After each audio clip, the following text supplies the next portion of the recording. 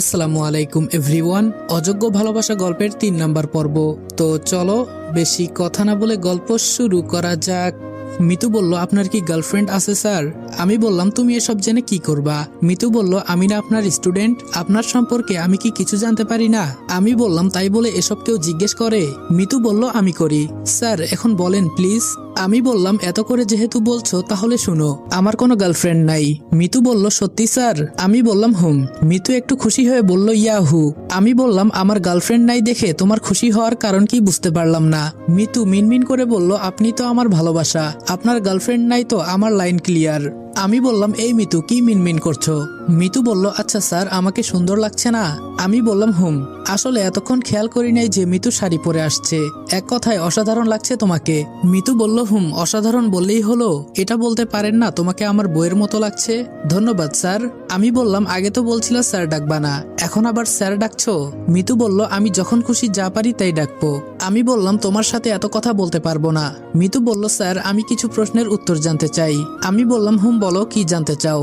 মিতু বলল, আচ্ছা sir, IB থেকে ভি বাদ দিলে কি হয়? আমি বললাম, এটা তো খুবই সিম্পল, আই থাকে। মিতু বলল, লাভ এরিয়া থেকে এরিয়া বাদ দিলে তাহলে কি থাকে? আমি বললাম, লাভ থাকে। মিতু বলল, আর ইউরোপ থেকে রোপ বাদ দিলে কি থাকে? আমি বললাম, ইউ থাকে। মিতু বলল, এখন বাদ দিয়ে যে শব্দগুলো ছিল সেগুলো প্রথম থেকে বলেন তো, দেখি আপনার মনে আছে কিনা। আমি বললাম, ওই প্রথম শব্দ আই, তারপর লাভ, পরে ইউ, সব মিলিয়ে আই লাভ ইউ। মিতু বলল, I love you too Ronija. আমি বললাম, এই কি সব উল্টাপাল্টা প্রশ্ন করো, আবার বলো আই লাভ ইউ টু। এসবের মানে কি? তুমি এখনো পিচ্চি মেয়ে, এখনো মুখ টিপ দিলে দুধ পড়বে। সে আসছে উল্টাপাল্টা কথা বলতে।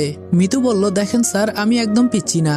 আমি বললাম, পিচ্চি বলে আবার পিচ্চি না, এখনো তো দুধের দাঁত পড়ে নাই। মিতু বলল, দেখেন তো পড়েছে কি পড়ে নাই।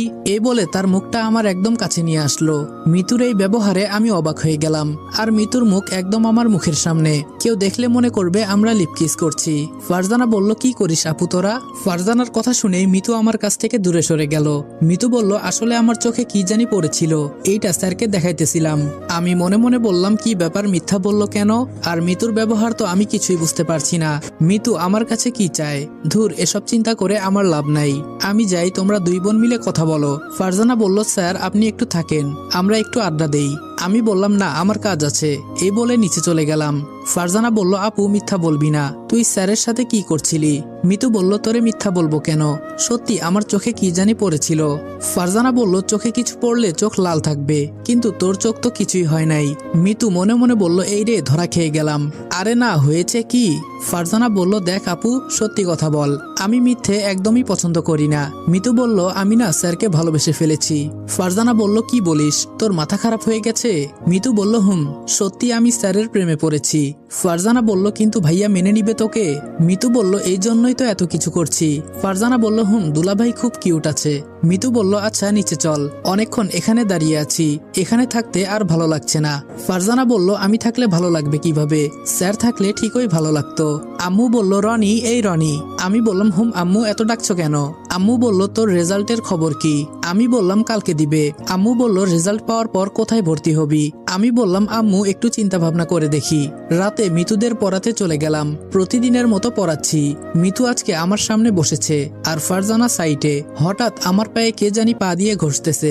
আমি ফারজানার দিকে তাকিয়ে দেখি মনোযোগ দিয়ে পড়ছে, মিতুও মনোযোগ সহকারে পড়ছে, তাদের এসবের কোনো খেয়াল নাই। কিন্তু আমার পা ঘষছে কে? এখন আমার ভীষণ রাগ হচ্ছে। ঘষতে ঘষতে একেবারে আমার প্যান্টের ভেতরে পা নিয়ে যাচ্ছে। রাগে আমার মুখ লাল হয়ে যাচ্ছে। এত বড় সাহস কার হলো? নিচেও আবার তাকাতে পারছি না। আমি বললাম, এই তোমরা দুই বোন বলো তো, একটা মানুষের শরীরে পা কয়টা? রাগের মাথায় কথাটা বললাম। এইটা বলতেই পাটাকে সরিয়ে ফেললো। ফারজানা বলল, হঠাৎ এই প্রশ্ন করছেন কেন স্যার? আমি বললাম, যা বলতে বলেছি তাই বলো। মিতু বলল, কেন স্যার, একটা মানুষের শরীরে তো 2টা পা থাকে। আমি বললাম, আর 2টা মানুষের শরীরে মোট কয়টা পা থাকে? মিতু বলল, 4টা পা। আমি বললাম, মনে করো একটা পা আমি কেটে ফেলেছি, তাহলে এখন কয়টা পা থাকবে?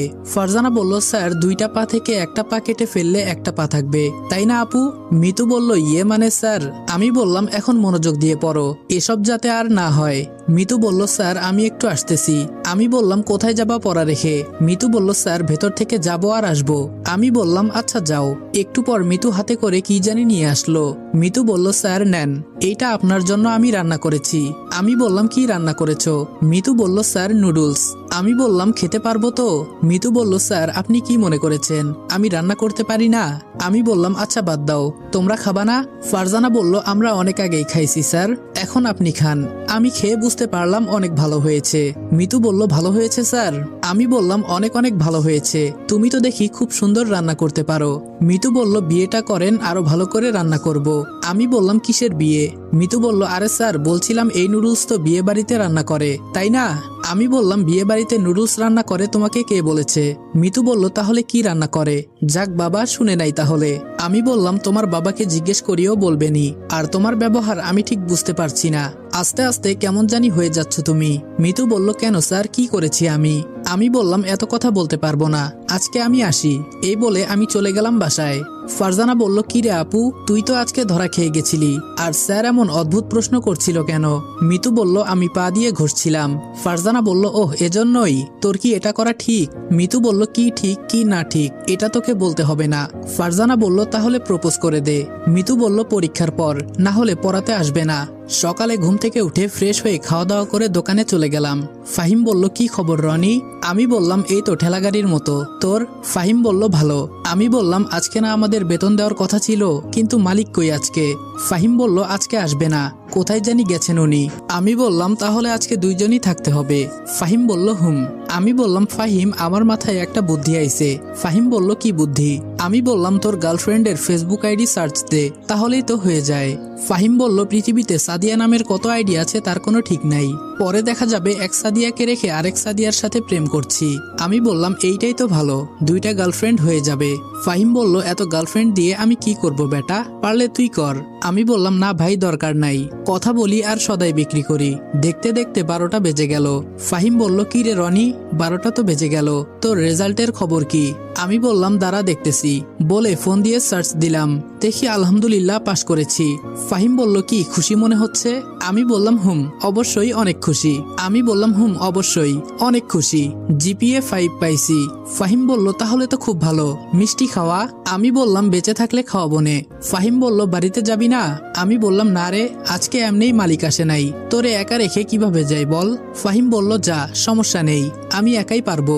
আমি বললাম আরে থাক, তোরে কষ্ট দিয়ে লাভ নেই। এই বলে কাজ করতে লাগলাম। বিকাল 4টা বেজে 15 মিনিট হয়ে গেল। হঠাৎ 2টা পুলিশের গাড়ি আর মাঝখানে একটা মাইক্রো। পুলিশগুলি গাড়ি থেকে নেমে মাইক্রোর দরজা খুলে দিল। ফাহিম বলল রনি এটা সেদিনের মেয়েটা না? আমি বললাম হুম তাই তো আমার মনে হচ্ছে, মন্ত্রীর সাথে যে মেয়েটা ছিল সেই মেয়েটাই তো। ফাহিম বলল হুম এই সেই মেয়ে যে মন্ত্রীর সাথে ছিল। আমি বললাম কিন্তু এই মেয়ে এখানে কি করে? ফাহিম বলল তুই কি কোনো অপরাধ করেছিস?